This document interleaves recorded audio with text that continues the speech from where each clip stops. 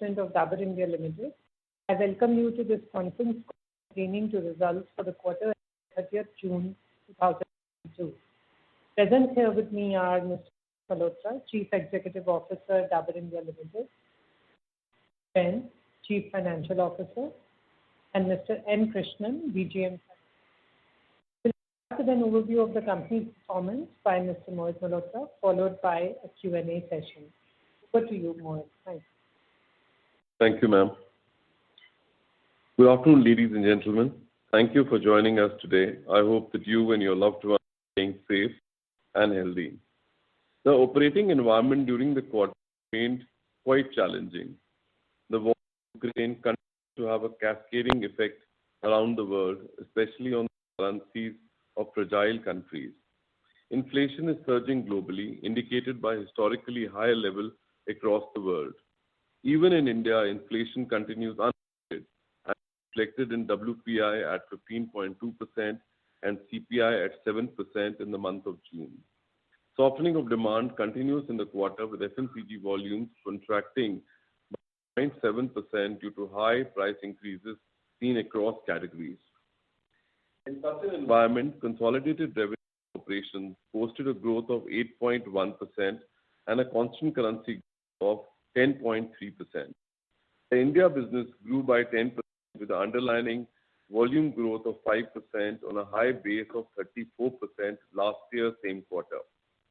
In this quarter, there was a significant difference between the growth of COVID contextual immunity-led portfolio, which had got a boost in quarter one of 2 years, and the non-COVID contextual business. While the COVID contextual immunity-linked portfolio is seeing a decline due to exceptionally high bases, the non-COVID contextual portfolio registered very strong growth.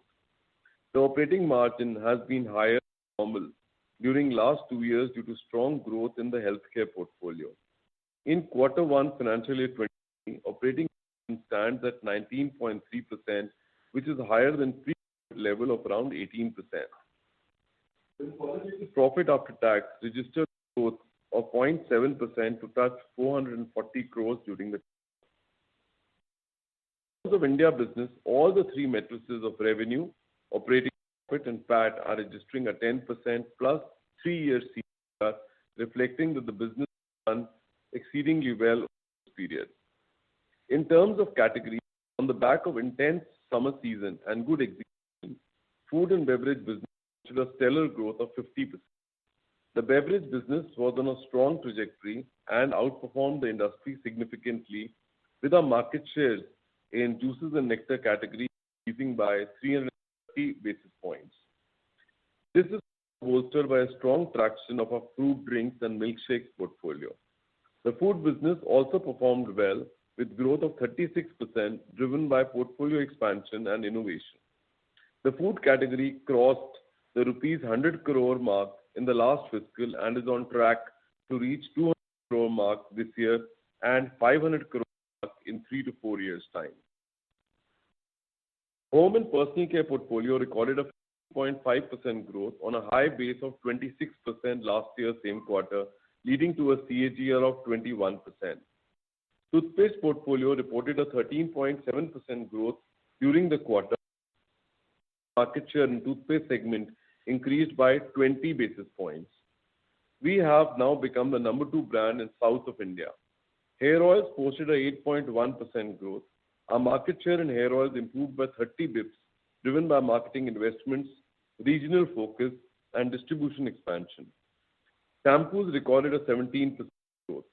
Market share in shampoos increased by 50 basis points. Home care reported a growth of 52%, driven by double-digit growth across Odonil, Odomos, and Sanifresh franchises. Odonil recorded an increase in market share across all subcategories of air freshener category, and Odomos increased market share by 260 basis points. Excluding the sanitizer portfolio, skincare portfolio witnessed a growth of 35% during the quarter. The healthcare portfolio is lapping over 2 strong quarters of growth in the base, back of first and second wave of COVID. This portfolio saw a growth of 29% in quarter 1 financial year 22 and 28% in Q1 financial year 21. As the COVID severity has waned, consumption of COVID contextual healthcare products has significantly reduced. Consequently, the portfolio declined by 20% during the quarter. In spite of the decline, the 3-year CAGR for Chyawanprash is at 25%, and our market share in Chyawanprash increased by 200 basis points in the quarter. Market share in honey increased by 190 bips, with the new entrants seeing shrinkage in market share by almost half. Hajmola and Pudin Hara franchises posted a strong double-digit growth. Under OTC and SL, while the COVID contextual brands declined, brands like Lal Tel and Shilajit reported a mid-teen growth. Among channels, MT was a standout performer with a growth of 42%. E-commerce channel continues to gain prominence and now contributes to around 9% of our revenue. The HoReCa business also exhibited a good growth on back of FMCG portfolio doing well. International business recorded a constant currency growth of 8%, high base of 34%. The Sahara business saw a growth of 30%. Egypt business grew by 17.5%, and Nepal business clocked a robust growth of 30%. Business saw 88% growth in constant currency. Currency devaluation in markets like Turkey, Egypt, and Africa impacted the revenue of international business in translation.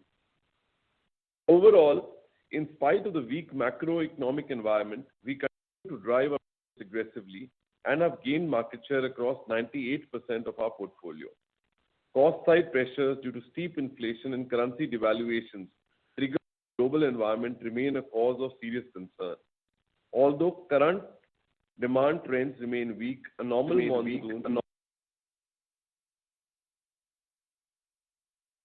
monsoon, good harvest, and MSP increases should enable a recovery in rural in the medium term. Urban recovery will be driven by a revival of economy, softening of inflation, and buoyancy in new age channels. As for Dabur, we will continue to focus on strengthening our power brands, distribution expansion, innovation, cost optimization, and efficiency enhancement, which will hold us in good stead in the future.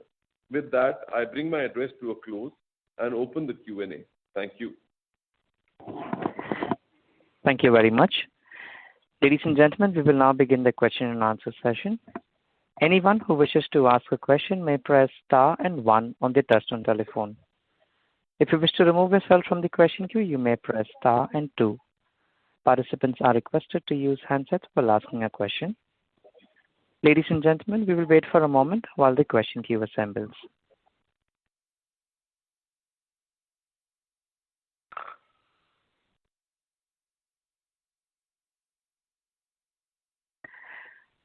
We have the first question from the line of Percy Panthaki from IIFL.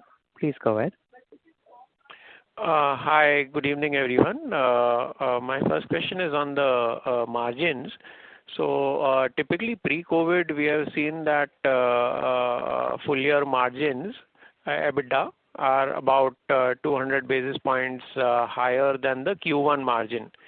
During COVID period, this relationship broke down. It was more or less in line. Sometimes Q1 was even higher than full year.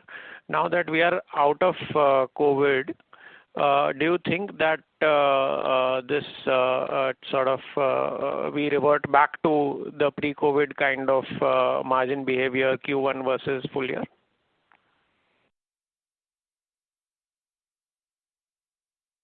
Hi, Percy. Thanks for the question. This is Ankush. Yes, in fact, last 2 years you would have seen, Q1 margins were significantly higher than the pre-COVID and almost in line with the full year. But now I think our portfolio is rebalancing to pre-COVID levels, and therefore you would see the margins trending to similar to what was in FY20. Hence, Q1 margins would normally be lower than the full year margins, given the fact that Q1 is more seasonal and to juices as well. Plus, also secondly, the inflation we think in the first half will be significantly higher than H2. So your interpretation and trend is almost, I think in line with what used to happen earlier. Though the level of margin between Q1 and full year, that gap we still have to evaluate given the things are very volatile. Right. Secondly, I just wanted to understand on the new product launches, whatever we have done in the last 2 to 3 years, what is the contribution of those products to the overall top line? And also, if you can give some flavor on some of the healthcare launches we had done, which seemed very, very contextual and got a very good response during COVID, like Tulsi drops, etc. Do we see, of course, the momentum would have reduced from COVID period, no doubt, but is that reduction like very, very sharp, or is there just a gradual moderation in that? And also, if you can give some color on the other new launches, be it baby care or some of the food launches you have done, etc., etc. Right. So, Percy, what's happening is the new product contribution to the business is around 4.4% in the current quarter. And most of the NPDs we had launched were COVID contextual during the COVID period. But outside of the COVID contextual, also we launched new products to increase our addressable market, which is the long-term strategy for us. So the NPDs which have really done well for us are real drinks. So drinks have clocked a turnover of 100 crores in the current year, and we will be exiting at around a 200 crore turnover for the drinks. Our health juices have done very well in the healthcare business, which was COVID contextual, but also strategic in nature because there is a set market. It wasn't just limited to COVID period, but also there. So for that, there's a turnover of around 30 crores that we are registering. So although it has come down sharply by around 60-70% from the COVID time to now, but that is a structured good business and a margin accretive business to us, and that we continue to grow. Then in HPC portfolio, there are new product launches like Ayurvedic shampoos we guys rolled out. That's doing very well in the market, and that is gaining market share. Herbal toothpaste, which was a South launch, that's doing very well. We are broad basing that to now national launch. Our Hajmola extensions like Limcola, Chatcola have done very well, and they are contributing more than 10% of the overall Hajmola franchise. Our Badam Amla, which is a flanker brand strategy in Amla, supporting the Dabur Amla core brand with flanker brands, is doing very well. That is doing a turnover of around 20-30 crores for us. Real milkshakes, I already alluded to in my narrative that it's doing very well. We've already gained 1.1% market share in the milkshake category. The food business of homemade chutneys and condiments that we guys rolled out, that's also doing very well. It's outside of the COVID contextual portfolio. There were a lot of other NPDs that we rolled out in healthcare, like Shamshami Vati, like Juri Tap, like many other products, which have kind of gone down by around 60-70%, which were very contextual in nature and extremely COVID driven. Like in hygiene products also, we'd introduced a slew of healthcare products for which the turnover of almost becomes zero, like sanitizer, 100 crores, and now it's almost become zero. Our healthcare products under the brand franchise that we created of Sanitize, that has also got reduced to around 2-3 crores. So that we have cut the tail, and we are not pursuing to reposition those. But in the HPC food portfolio and on Chyawanprash extensions, honey extensions, Hajmola extensions, all those are doing very well and contributing as we speak around 5% of the turnover. I hope I've been able to answer your question. And these NPDs are over and above the digitally first new products that we rolled out on e-commerce. Our strategy is to fly at Espaloon in e-commerce, and as the brand does well, then we roll it out to modern trade that we've already talked about before. In e-commerce, apple cider vinegar is done very well. Baby care range is doing exceedingly well, and exit shares are great. We've got around 2-3% market share on e-commerce, and now we are extending it in modern trade also, the entire beauty care range. The baby care range, sorry. Our herbal, pure herbs range is also doing well for us.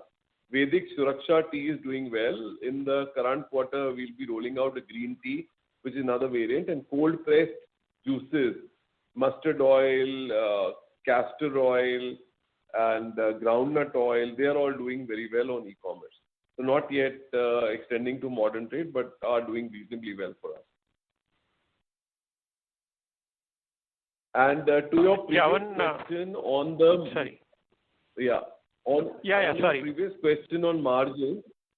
On your previous question on margins, we see margins on all fronts going up to pre-COVID levels. Like operating margin is around 80 bps higher than pre-COVID to 21%. Profit before tax is 22%, pre-COVID was 20, and PAT is around 16.8 to pre-COVID, which was 16%. So everywhere our pre-COVID level margins, we are better than the pre-COVID times, because during the COVID time, healthcare portfolio went up and healthcare is structurally higher margins. Because of that, the margin went up by 100 basis points. So despite inflation, we've been able to maintain margins higher than pre-COVID. To your previous question. Sure. And Chyawanprash extension into health food drinks, any comments on that? Sorry, I didn't get that. Chyawanprash extension into? Health food drinks, HFD category. Correct. So Chyawanprash extension into health food drinks is doing well. We've done a very segmented launch here, limited to around 10,000 outlets, and those outlets have registered a shelf share increase and also a 30% repeat purchase. So that's an indicator on how the brand does, and as and when the brand is doing well in a particular segment, we will be extending into other segments also. So at the moment, it has been a very, very segmented launch for us. So wherever we've launched, we've got very good rave reviews about it. So we are in no hurry to, gain turnovers on the NPD, as long as we want NPD to be successful, and we will be launching channel by channel and state by state. It's a gradual, slow launch. By the way, in Chyawanprash, we'll be extending it into granules also in the current quarter, which is called Chyawan Shakti powder, which is what we are rolling it out in the coming season. Chyawanprash extension into powder format. Right. So just one related question on this, Mohit. I mean, you have launched a lot of new products, and not just variant, like if you launched Ayurvedic shampoo, that's just a variant of an existing category, but like you entered into various different categories.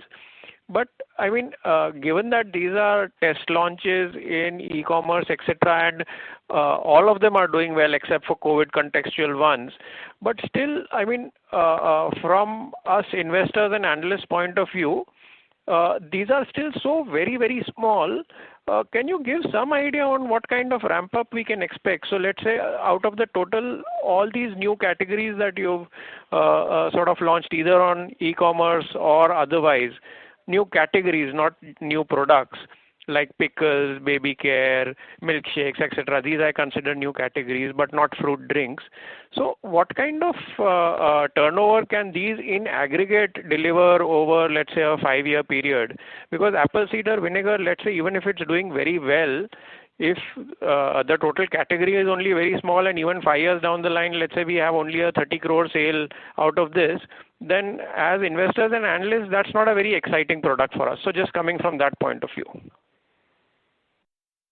Yeah, I got you what you're saying. So what we are saying is 5% of our turnover on an annual basis should come as a contribution from NPD, and that will be sustained over a period of time.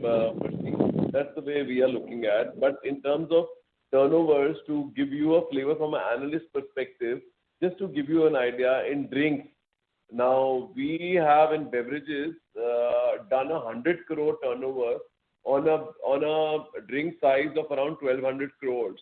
So, and this 100 crore in the second year is going to be 200 crores.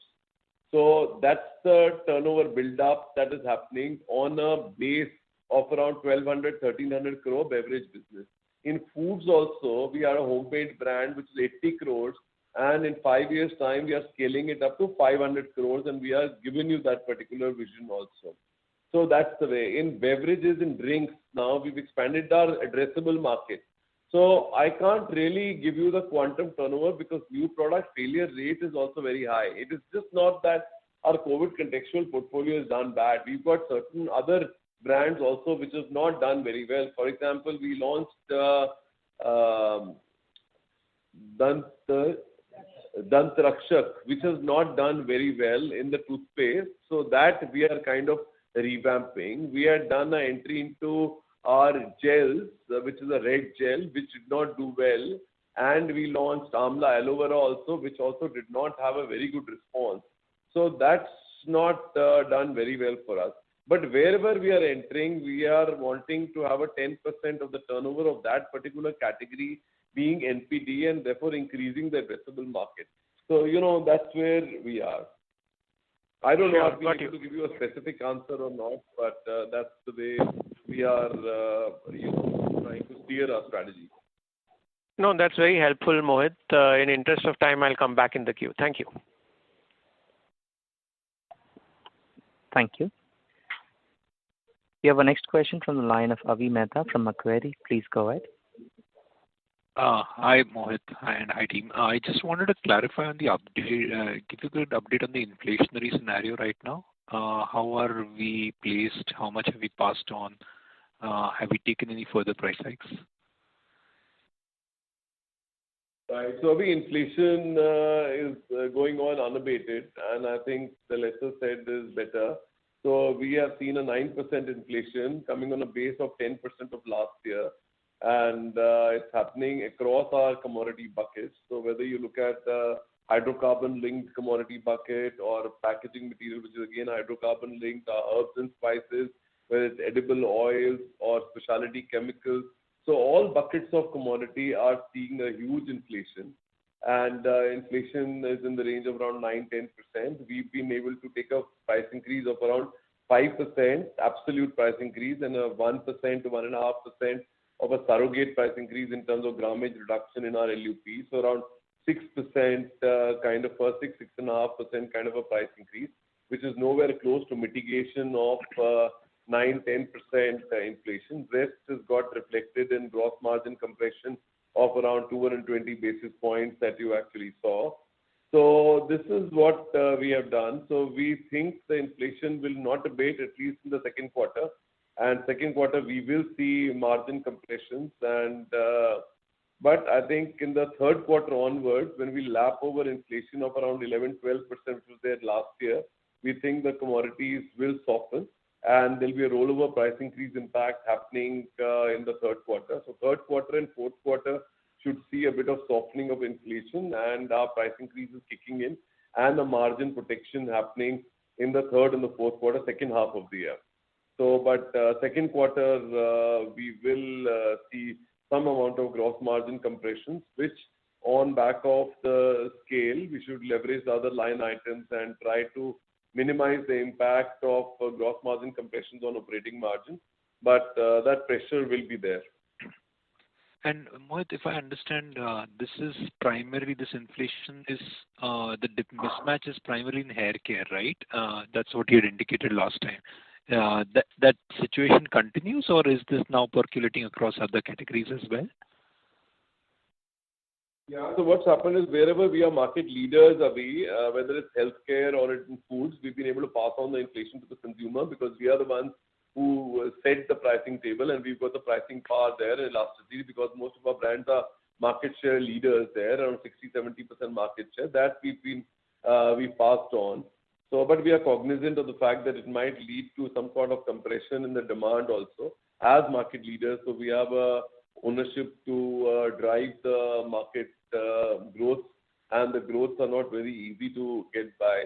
But wherever we are market followers, we wait for the market leader to take up the price increases. Like in oral care, Colgate has been very swift to take up market price increases. So we've also taken up price increases. So we've been able to pass on the inflation in oral care business also to the consumer. We haven't seen margin compressions there.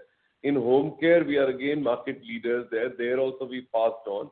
Skincare also we passed on. In hair care, you're rightly saying so. In hair oils, because the competitive intensity is very high, we have a lag inflation to price increase, huge, because we wait for the competitor to pass on, which they are not passing on. So there is a margin compression there.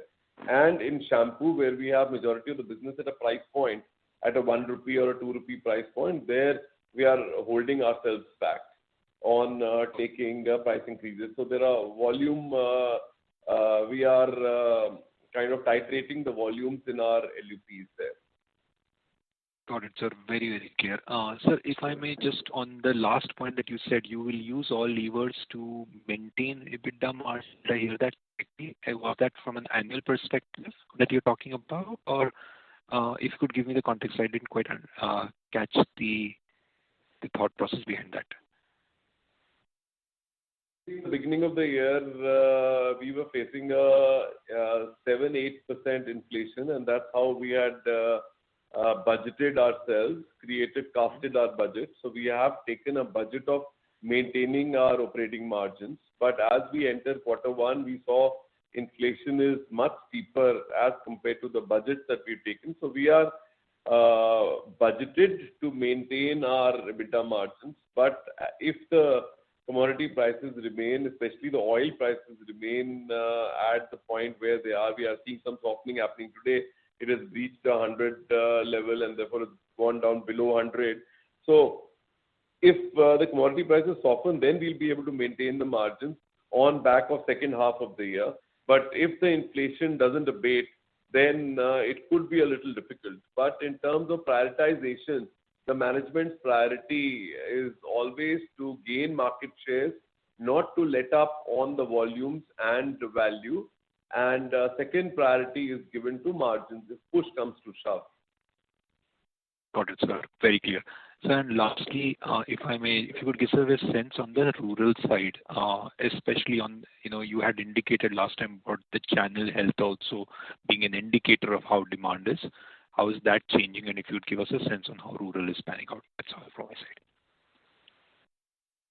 Yeah, so, our numbers don't kind of reconcile with the syndicated data which Nielsen talks about. So we have seen our rural business and urban business almost neck to neck to each other, and we did not see as much compression in the rural business the way Nielsen is indicating. Nielsen indicates 0.6, 0.7% expansion in urban business and rural business down by around 2.4%.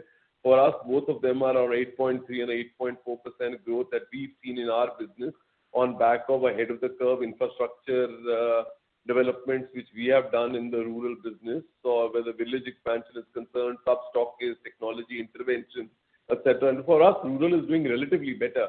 But of late, what we've seen, Nielsen is definitely a lead indicator and an indicator of things to come. So we are seeing some credit want or credit desire in rural, and we've extended credits in rural. So telltale signs in rural India is there.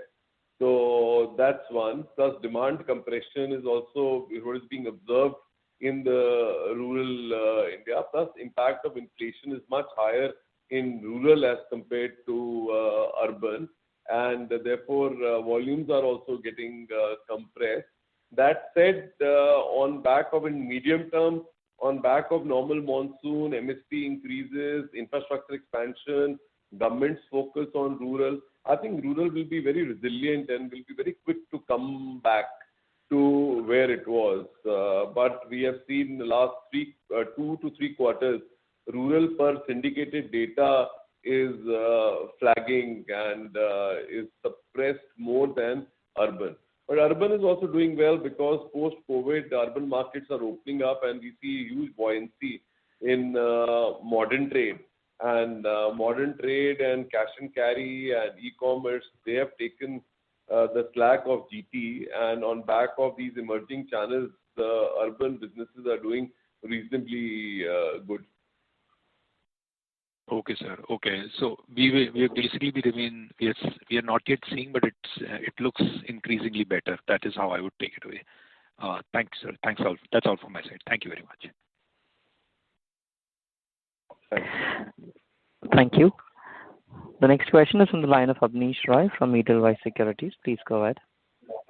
Yeah, thanks. My first question is on the hair oil. So 2 questions here. So first one is on this new launch of Neeli Bringa. If you could tell us what is the pricing, positioning, and already Indulekha and some of the other players are quite well established here. So what will be the USP? And second question on hair oils is, I've seen the one-on-one offer in coconut hair oil. You are a small player there with 6 to 7% market share. What would be your 3-year, 5-year ambition in coconut hair oil?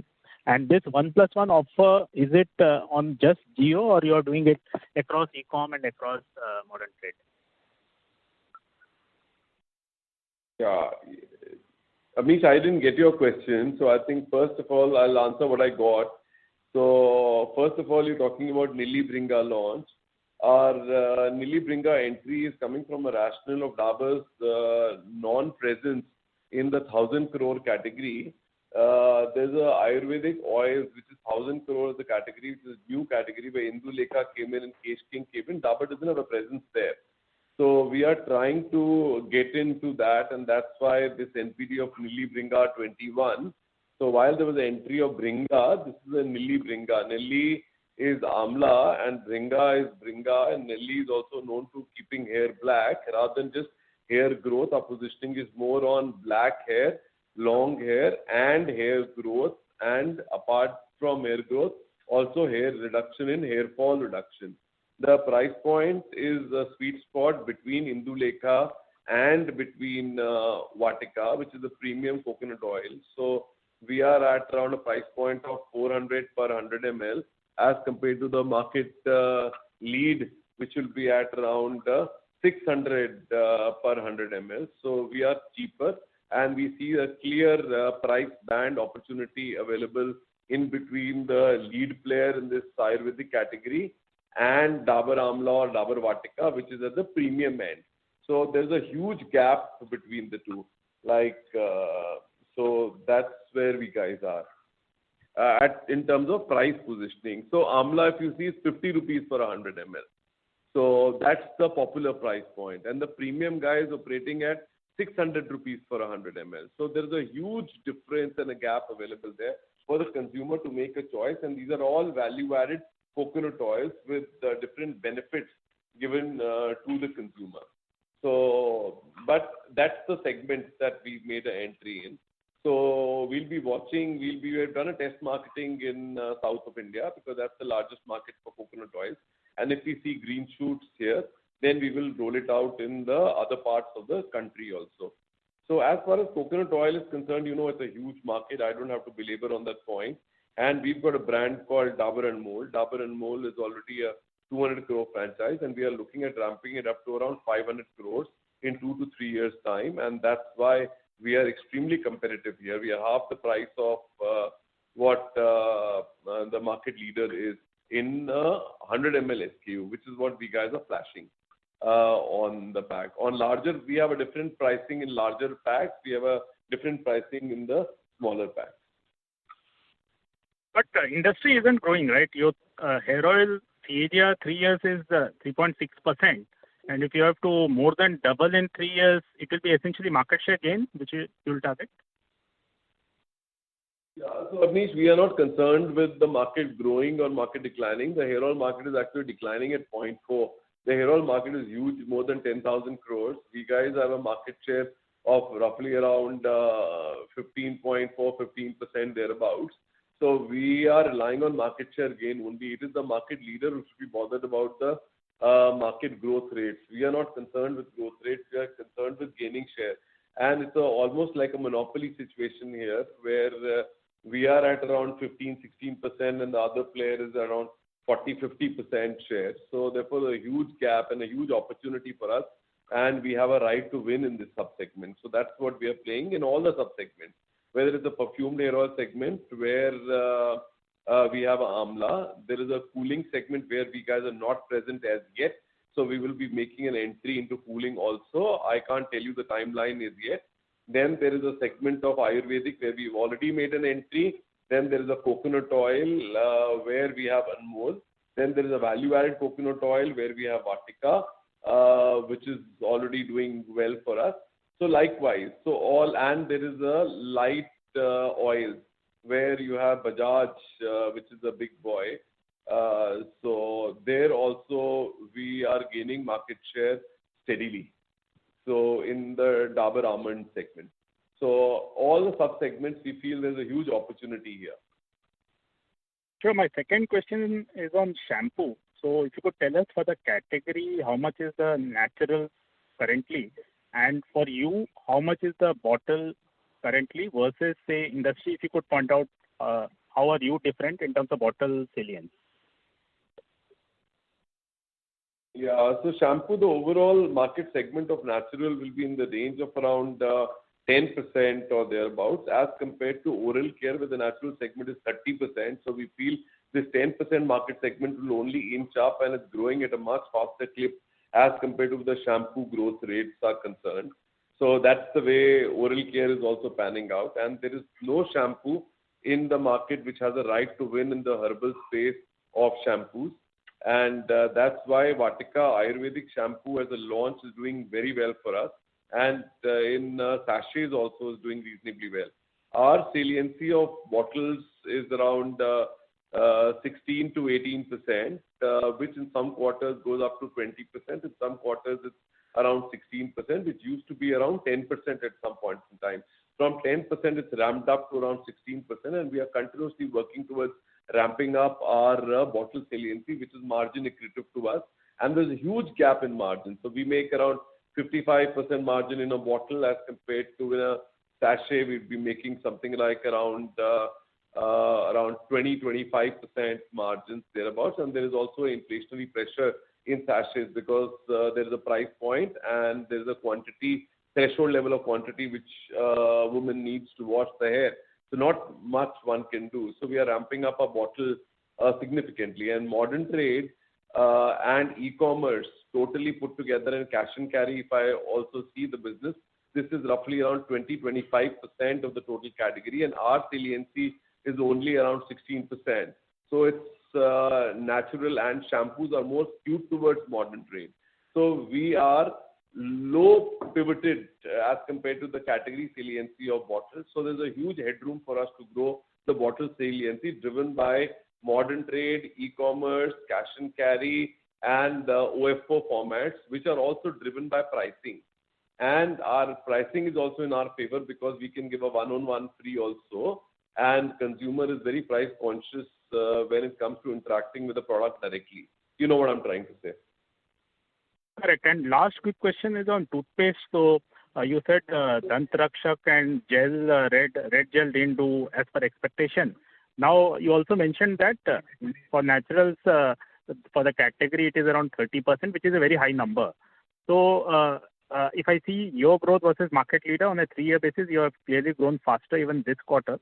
So my question is the natural shift within toothpaste, is it now coming to much slower change?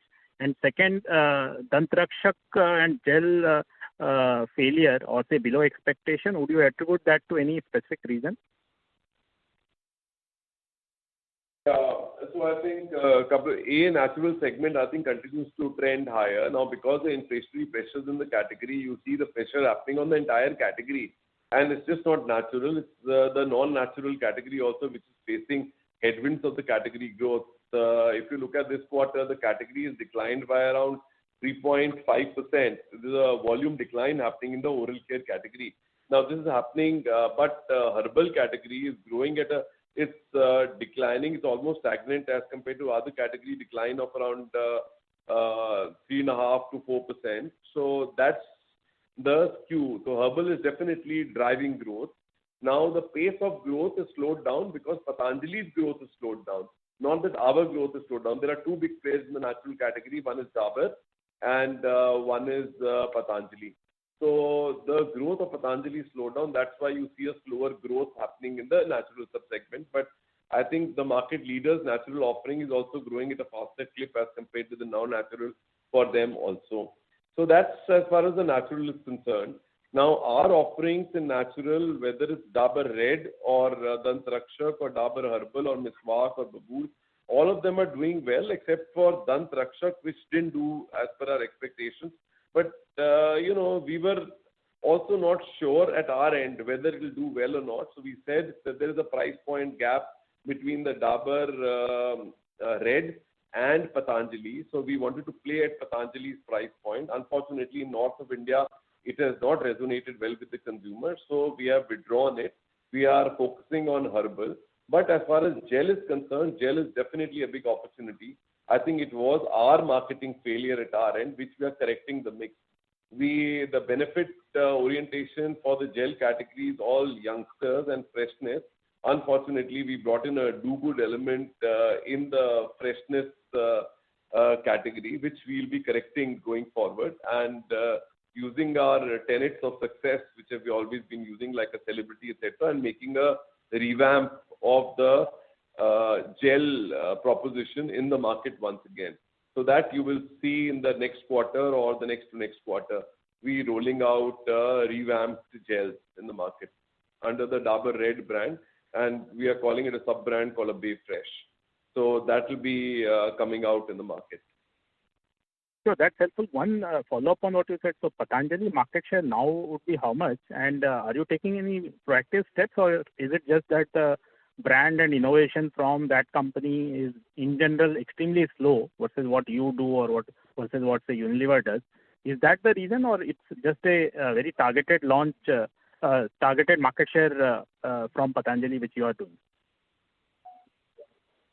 Patanjali was around 12-13%. They've come down to around 9.7%, and the growth has also slowed down. I think there is no lack of aggression from Patanjali, except that Patanjali's efforts are dissipated in a lot of other launches and the company acquisitions of Ruchi, etc. So that's why. But aggression is not lost out, I would not say.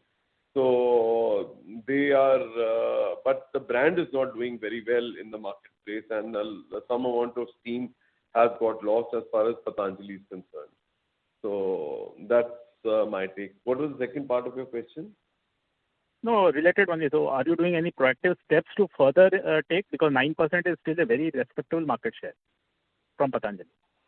Yeah, so what's happening is, Mish, if you really analyze the market, Dabur Red is doing significantly better in south of India and in east of India. We guys are very weak in West India and North India, which is where Patanjali has a saliency. So that's a gap in our portfolio.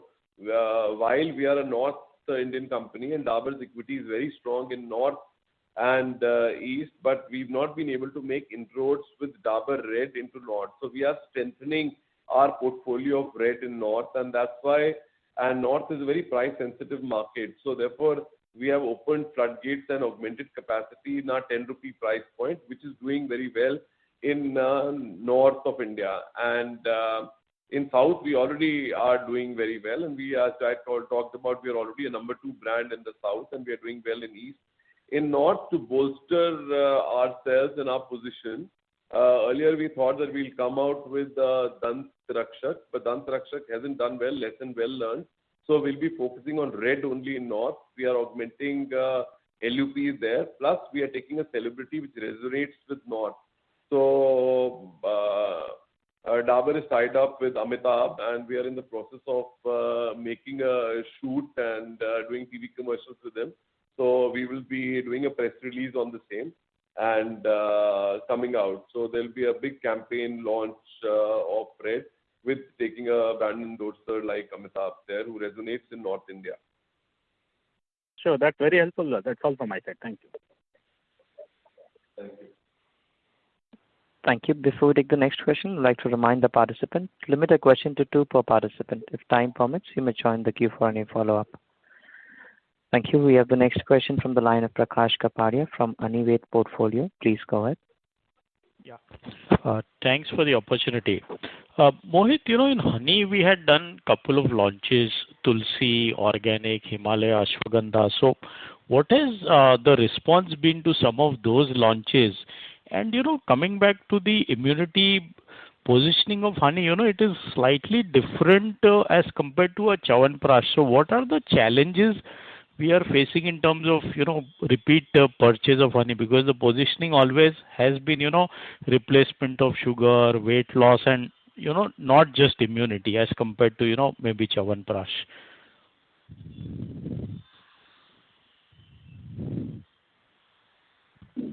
Yeah, Prakash. So on honey, I think the acid test for all the launches is your market share increases. Like at the time when Patanjali had launched honey, we had lost out roughly around 1,000 basis point market share to Patanjali. But this time around, when new players entered the market, we've only strengthened our position on back of all the NPDs and pivoting the brand to immunity during the COVID period, when the immunity-driven brands were doing so well and the category was blowing out of proportion. So therefore, all those initiatives and NPDs have really helped us to ramp up our market share. Our market shares are all-time high, almost in the range of around 50 plus as far as honey is concerned, and all lost ground at the time of Patanjali has been made good by Dabur Honey on the campaign of immunity that we did. You're right, immunity angle is different on honey as compared to Chyawanprash because honey is an adjunct to other products offering immunity, and it increases the efficacy of anything that you have it with, whether it's fruits or medicines, etc.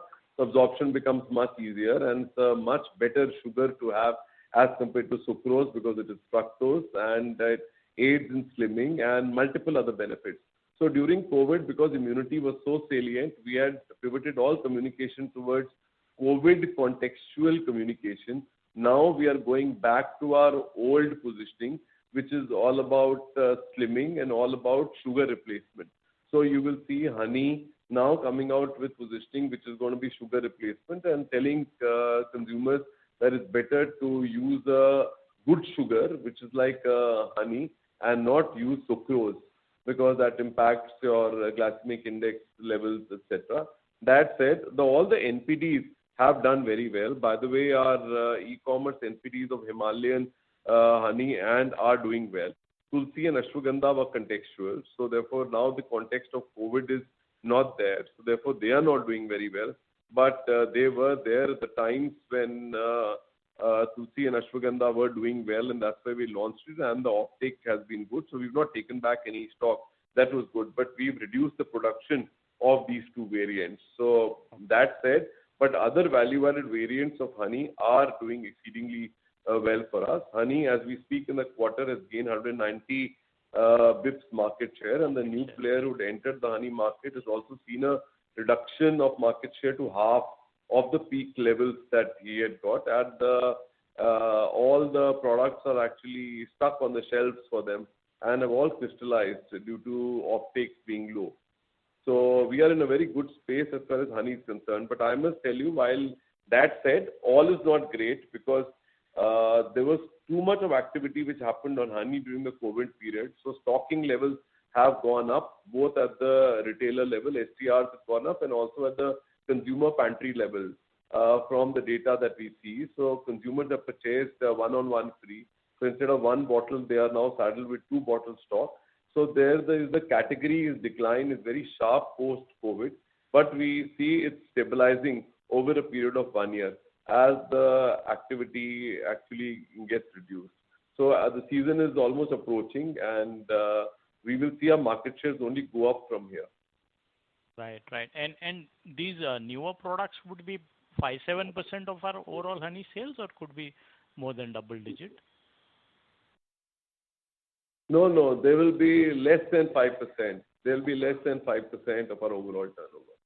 Right. Secondly, on real vitamin boost range, is it targeted towards kids? How is the pricing there? And any price increases we've taken in the juice portfolio? Yeah, juice has taken around 3 to 4% price increases because that was the extent of inflation. We've actually taken price increase of more than what the inflation was in the fruit juices. But the real inflation of fruit juices and drinks is going to pick up now, and therefore the mango pulp has become expensive, and therefore that's the time. But we've taken a 3-4% preemptive price increases in juices. On the vitamin range, the rationale for launching it is essentially for South of India. What we see is that smaller players like Trop and ITC are putting a lot of pricing pressure onto us on the modern trade. So our regular brand, if we match up the schemes and play a very competitive activity, then the stocks infiltrate from modern trade onto our GT. So we want to segregate the mix that we sell in modern trade versus what we sell in GT. In GT, we are selling our regular variants, and in modern trade, we'll be wanting to sell our masala juices in the north of India. And because the masala palette is different for South, we are pivoting the vitamin range to the South. So vitamin range in terms of MRP will be expensive. Our gross margins here will be ahead of our average by around 300 to 400 basis points. And that will be discounting to gain market shares in modern trade. Like I alluded to before, so we need to have horses for courses, not one strategy works well for all channels. It's a channel-wise strategy. So this vitamin strategy is more for modern trade for us, and it's a channel-wise strategy that we are pursuing there for modern trade to gain shares. Understood. That is really helpful. And lastly, on the raw material cost increase, if you could segregate the mix impact, because juices had a much higher contribution in the unlock this year after 2 years of COVID, and the actual raw material pressure, because juices have grown far better and the mix is much higher. So if you have it ready, it'll be nice. Yeah, so I think Prakash, maybe out of this 220 bps contraction in GC, half of it is coming mainly because of the mix impact in this quarter. Understood. That's very helpful. Almost 100 bps. Yeah, understood. So it's roughly half is what you're saying. Rebalancing that. Yeah. Understood. Thank you. Thank you so much.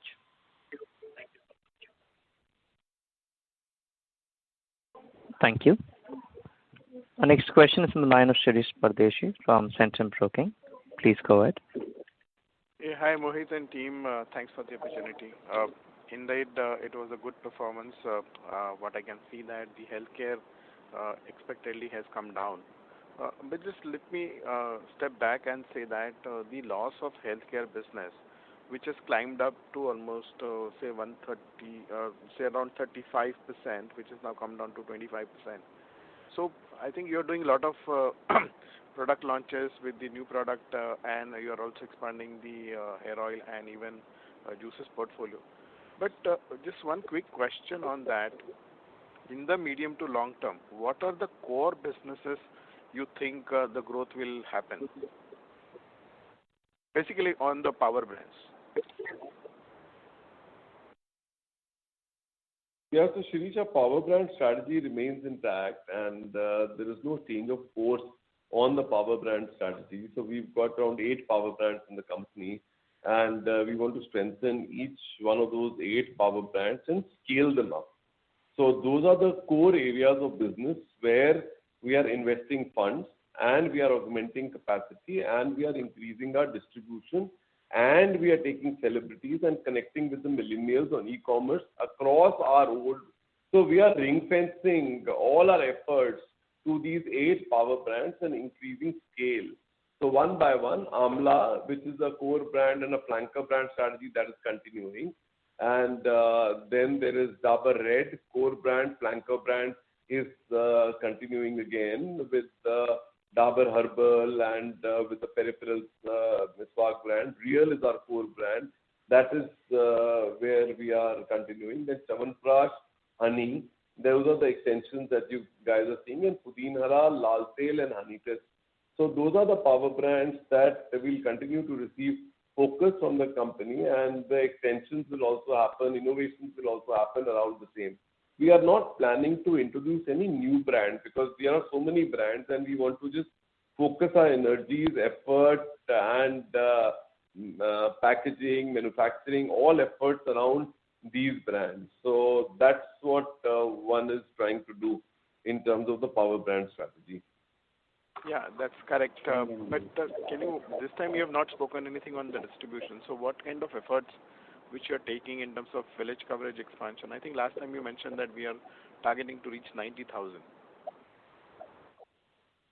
Yeah, no, so village coverage, this year the target is to reach 200,000 villages, and you know that we have a Yodha program, and we have already appointed around 10,000 Yodhas as we speak, and they've contributed to around 20 crore of business.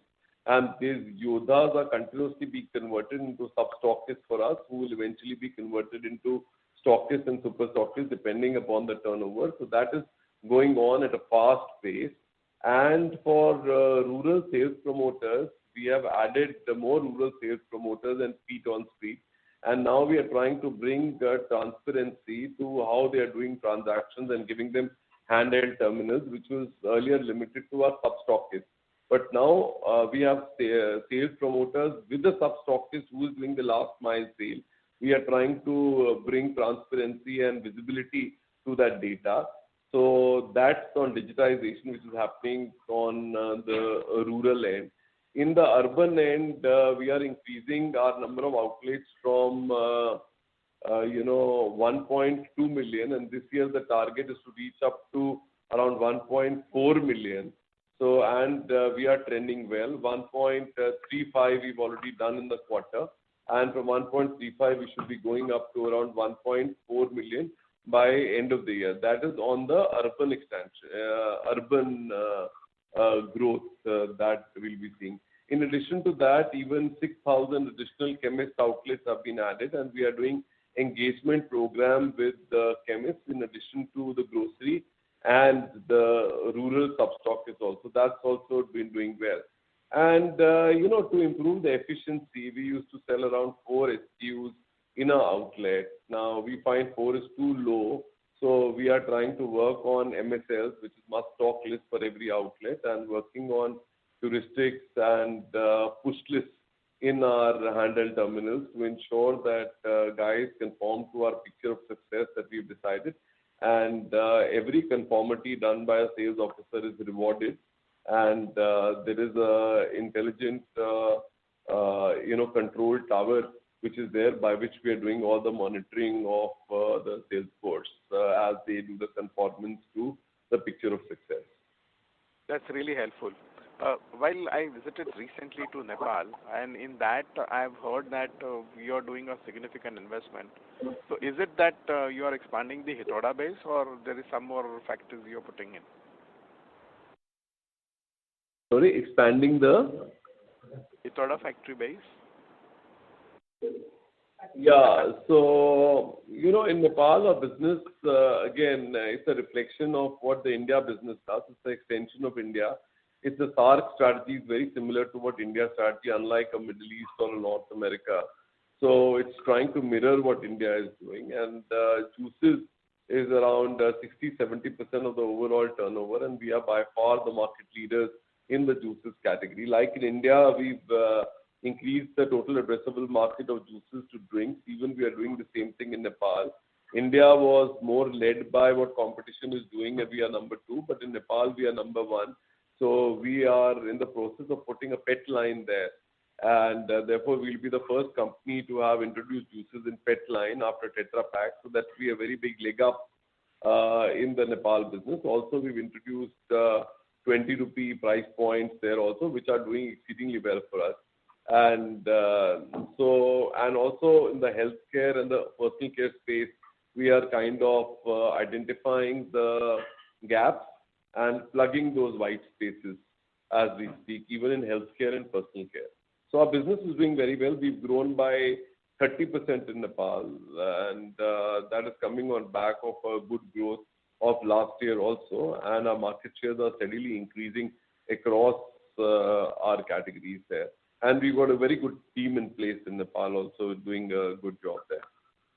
So this investment, what we are doing in terms of, is going to be next 4 or 5 years? Yes, absolutely. The long term. And Nepal is also used as an outsourcing hub for us in terms of juices.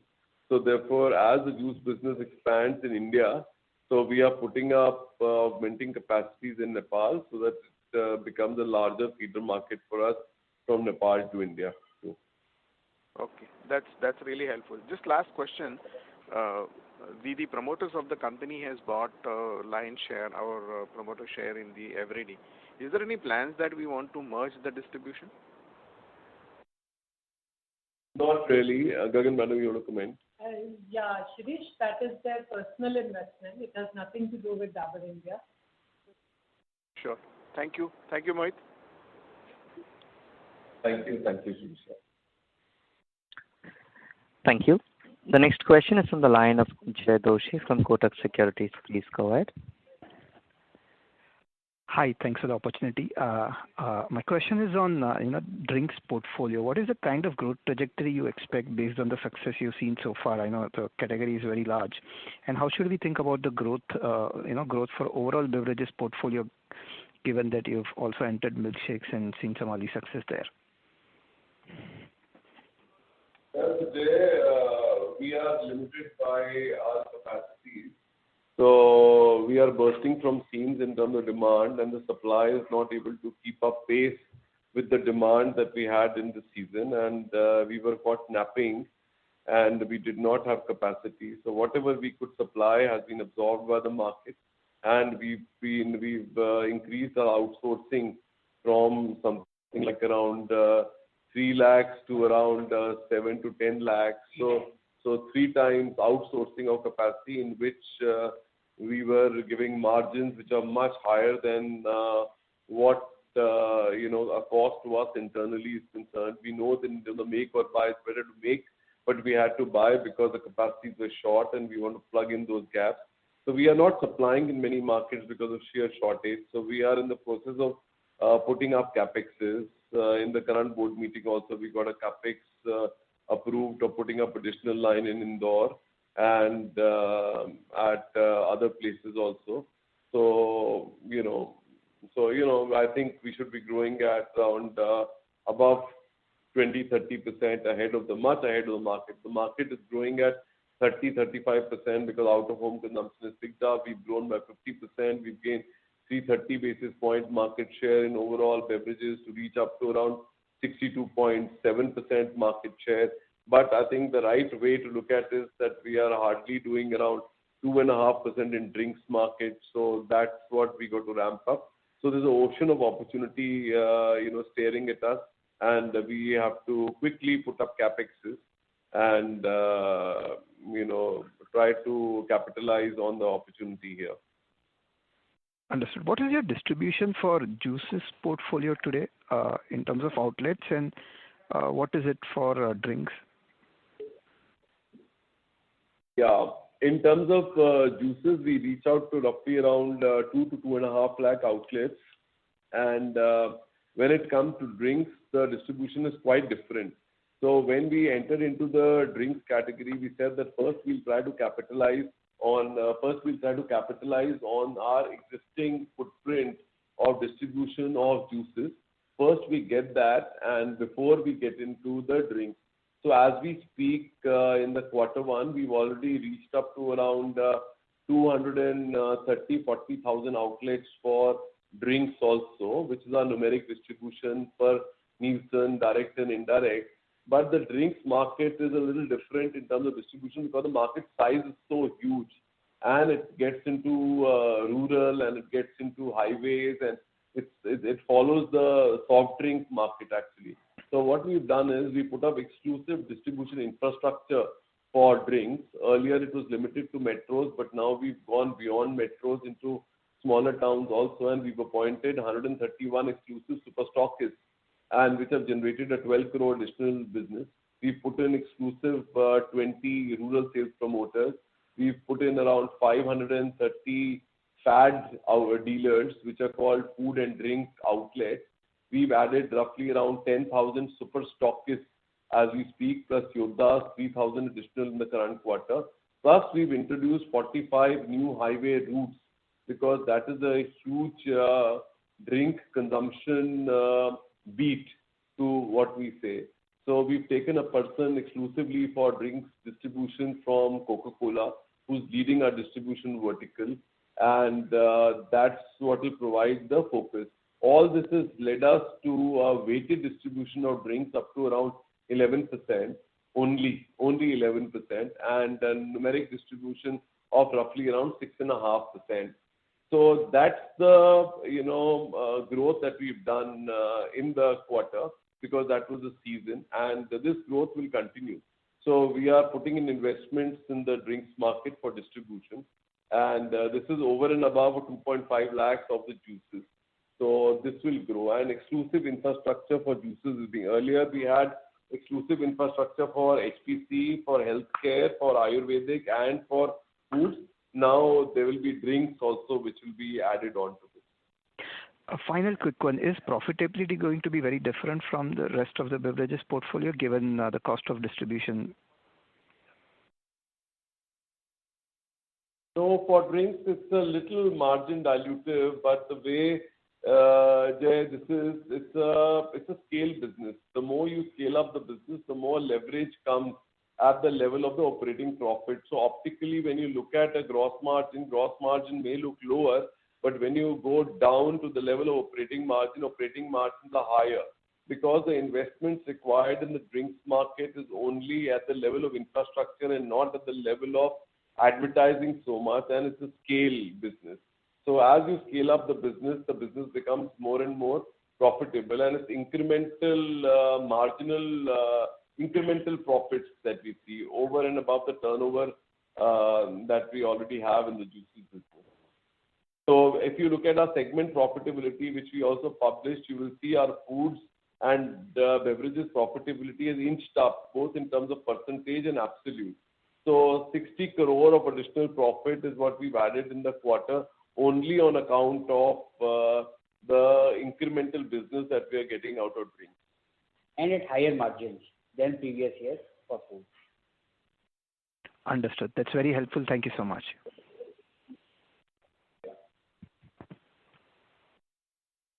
Thank you. The next question is from the line of Swati Jhunjhunwala from VT Capital. Please go ahead. Yes, thank you for taking my question. So, regarding the margin again, you said that commodity softening will help in maintaining the margin and protecting the margin. So, what commodities do you think are majorly impacting you right now? And like, which the easing in which commodities will, be the most beneficial for you? There's only one short answer to your question. The most important commodity is energy prices.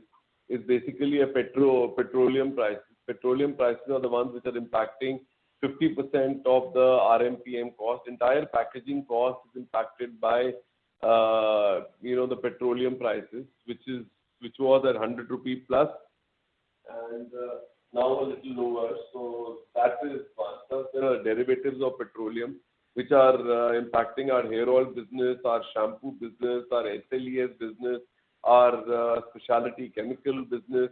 So I think most important is power and fuel. So all that is getting impacted by the petroleum prices. The number two, if you ask me, is commodity. Honey prices are what is impacting our business big time. The third in priority would be herbs and spices. This is what is impacting our business. So that's what it is. Okay, thank you so much. Thank you. Next question is from the line of Shubham Thoran from Perpetual Investments. Please go ahead. Thank you for taking my question. So only one question from my end. Healthcare, I understood that... your voice is breaking. I'm sorry to interrupt. We are unable to hear you clearly. May I request you to please use the handset? Or come in a hello? Thank you. Is it better now? Yes. So my question is related to our healthcare business. So I understood that this quarter's performance was later subdued due to high base of COVID demand. So how do you see this healthcare business moving outlook for moving forward? Yeah, so Shubham, our healthcare business is navigating a very high pace. So first quarter last year was a COVID quarter, and last year saw 2 or 3 waves of COVID. So the full year last year was on a very high base. So while the quarter was muted in terms of healthcare declining at -20, but the CAGR, if you see, it's around 10% for us, and we will continue at that 10% rate of CAGR, and I don't see any reduction in that CAGR. But if you ask me, is the uphill mound of last year over? I would say not so, because we are getting into winters, and in winters also we had a high base of COVID contextual portfolio selling, and also in the month of February when there was a second Omicron variant, there also we had a high base of healthcare. So healthcare in the current year will be a little muted, and but CAGRs will be pretty robust. Thank you so much, and wish you all the best. Thank you. Thank you. Ladies and gentlemen, that would be our last question for today. I now hand the conference over to Ms. Gagan Ahluwalia for closing comments. Thank you, and over to you, ma'am. Thanks, Aman. Thank you, everyone, for your participation in this conference call. The webcast, audio recording, and transcript of this call will be available on our website soon. Thank you. Stay safe and healthy. Thank you very much. Ladies and gentlemen, on behalf of Dabur India Limited, that concludes this conference. Thank you all for joining us, and you may now disconnect your lines. Thank you. Thank you.